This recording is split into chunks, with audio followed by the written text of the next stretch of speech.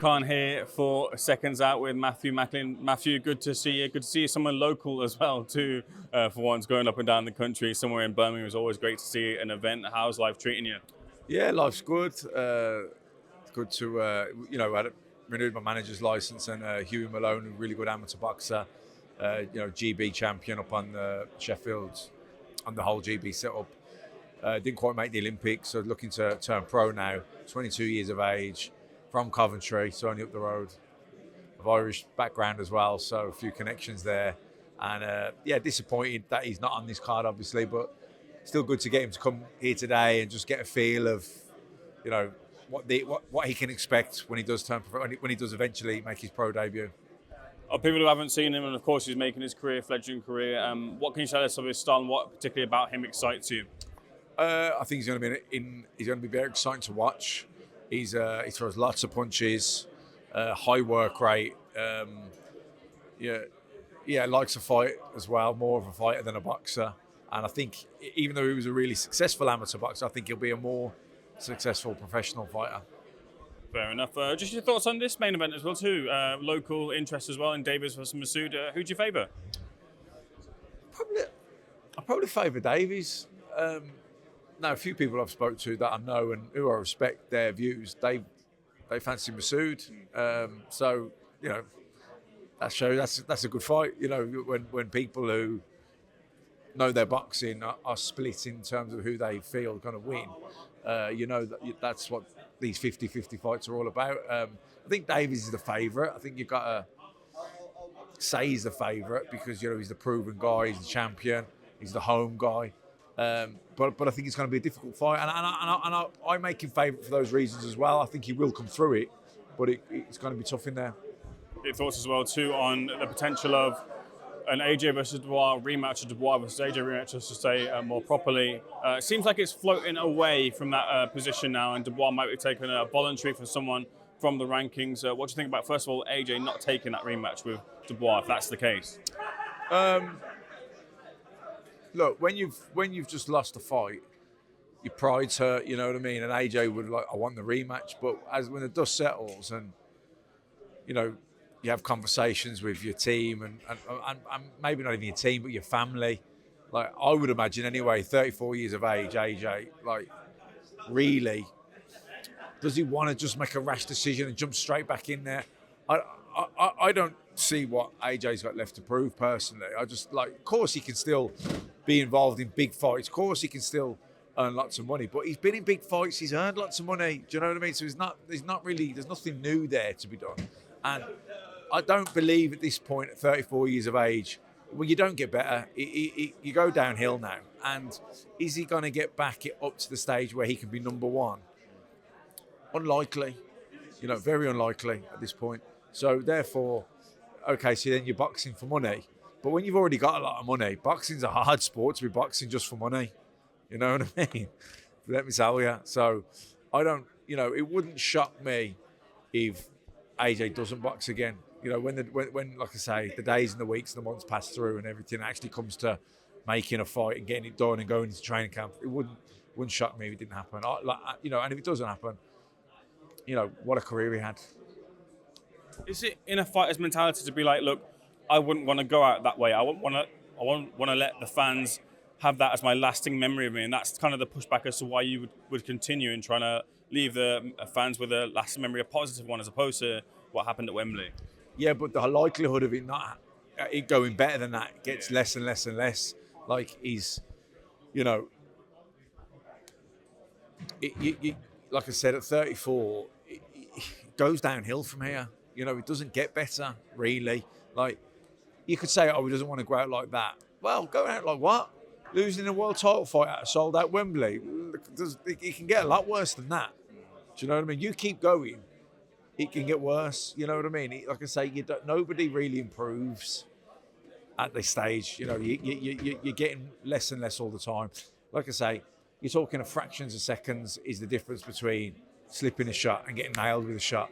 Like literally fractions of a second, and that's why it can be hard to accept you're getting old or you're not the fight worker, you go in the gym, you can hit the bag and you do the pads, and you can still feel good, and you can still do runs in certain times and whatever. So you think, and actually you're older, so you're more experienced and you're wiser. So you think you can probably see things better than you ever could. But the difference between you seeing it and then your body reacting and it happening, like you say, you're talking fractions of a second, but it's like you only have to slow a fraction of a second, and it's different between slipping a shot and getting nailed with a shot. And the same with like landing a shot. You know, people used to do, what was the saying? They used to say, "Oh, you can't pull the trigger." Good saying that, because it's like you see it, you hesitate for that second, and it's gone. It's not there anymore. That opening that you've seen, it's gone, because the time it took from when you're seeing it for the punch to happen, that fraction of a second, that hesitation, you didn't pull the trigger and you missed it. That's what that means. And like you say, you are talking in fractions of a second. So as you get older, it can be hard to accept that. Appreciate that insight, Matt. From a Dubois perspective, though, that opens up the voluntary route for him, and a lot of contenders have been calling him out now. Joe Parker wants that shot. Imagine Caballel, Bacoli, Zhang will want that as well too. Fabio Wardley's put his name in the mix as well there. Is there a front runner for you as to who you'd like to see in the opposite corner to Dubois? Well, these are the guys, aren't they? Like I say, things move on. You have your time. Every dog has his day. And by the way, what a day it was that AJ had. Do you know what I mean? What a career. Unbelievable. We'll miss him. But, you know, there's a lot of young guys coming up behind him now, like you say. Dubois, he's the man at the minute. Now he's got to build his profile bigger and that'll grow. But he's got some hard challenges. You know, will he have a reign like AJ had? I don't know. Like I'd say Joseph Parker probably heads the pack. You know, when you look at the run he's been on, he deserves a shot at the title. You know what I mean? I would say he's probably the front runner in terms of who deserves a crack at Dubois. Whether he gets it or not, who knows? How close do you think the fight is between Dubois and Parker?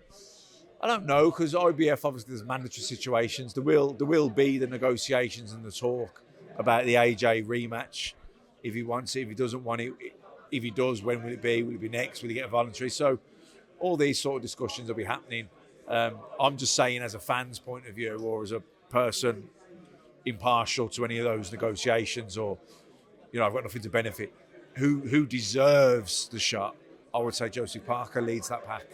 Moving on to the Usyk versus Fury 2 press conference. Look, a lot of people talk about kind of how the subdued nature of it all was, and Fury not as rambunctious as he was with his sayings and such. Did you take anything from that, from Fury's mindset, his perspective, and the conversations now surrounding it? Or the main one out for the fallout of the fight was about the corner. Andy Lee has since said to Boxing Scene that there's going to be one voice in the corner. It's going to be Sugar Hill Stewart. Is that the right signal, the right sort of conversation that you want to hear surrounding the fight from a Fury perspective? Yeah, I think so. I think, look, it was a hectic situation. Do you know what I mean? A lot of good boxing brains in there, but it was also family. Like Andy Lee's his cousin, John Fury's his dad. So they're emotionally, you know, more triggered than, say, Sugar Hill.